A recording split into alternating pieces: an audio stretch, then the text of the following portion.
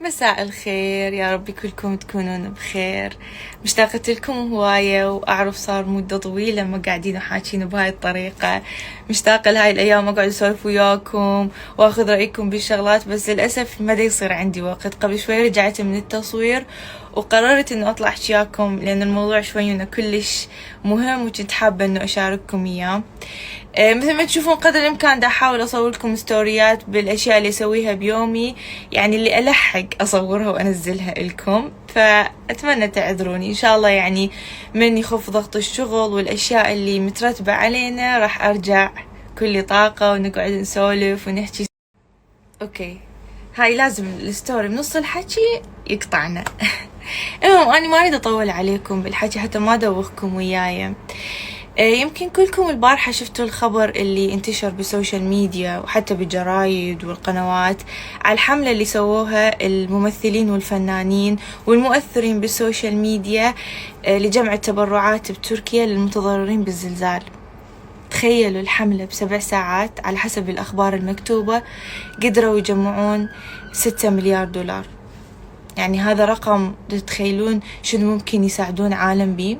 أني كنت دا أسولف بيني وبين نفسي دا أقول إنه ليش إحنا الممثلين والفنانين والمغنيين واللاعبين وغيرهم ليش ما نسوي هيك حملة تكون موجودة بالعراق حتى نقدر نساعد بها هواي عوائل متضررة، هواي عوائل يعني إذا هو بث مباشر ممكن يساعد هواي عوائل. يعني أنا مستعدة، أنا أتمنى جديات والله أتمنى تكون أكو هيك حملة حقيقية موجودة ممكن إنه نساعد بها هواي ناس، لأنه بالعراق يعني هواي أكو عالم محتاجة مساعدة، هواي أكو عالم تحتاج.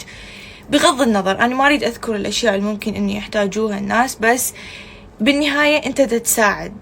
فما أعرف إنه يعني ما أعرف شلون ممكن إنه الواحد يسوي هيك شي حتى يساعد الناس، لأنه هو مو شعور يعني حز بقلبي، وإنما شلون أقول لكم هيك حسيت بنوع من أنواع الغيرة، إنه ليش مو إحنا هماتين نسوي ونشتغل وننجز. يعني أكو عالم هواي محتاجة، يلا إحنا مستعدين، عندنا جمهور كلش كبير. ليش ما نحاول نوظف السوشيال ميديا بشكل صحيح؟ أوكي إحنا ممكن نستفاد ماديا من السوشيال ميديا، ممكن نساعد عوائل، ممكن نتبرع، ممكن نسوي، بس من واحد إنه يسوي هيك حملة بهذا الكبر وهاي الحجم إنه حتى يساعد ناس عن طريق متابعين وسوشيال ميديا يستغلها.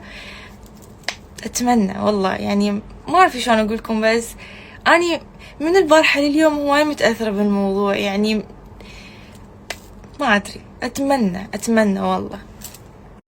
فيجوز أنا يمكن ما عرفت أحكي بالستوريات القبل، بس متحمسة هواي للموضوع، وبنفس الوقت دا أفكر بيه وما دا أعرف شنو ممكن الواحد يسويه بالطريقة الصحيحة. تفهمون يعني بالطريقة الصحيحة؟ يعني بحيث إنه تتجمع المبالغ، يتم التبرع بهن للعوائل بشكل حقيقي، نشوفهم بعيننا. يعني هاي الشغلات من البارحة لليوم أنا بس قاعدة أفكر بهذا الموضوع. هواي أكو شغلات ما أعرف، يعني بس هذا اللي كنت أبدأ أقولكم يا دوختكم ويا، يعني أحبكم هواية بس والله.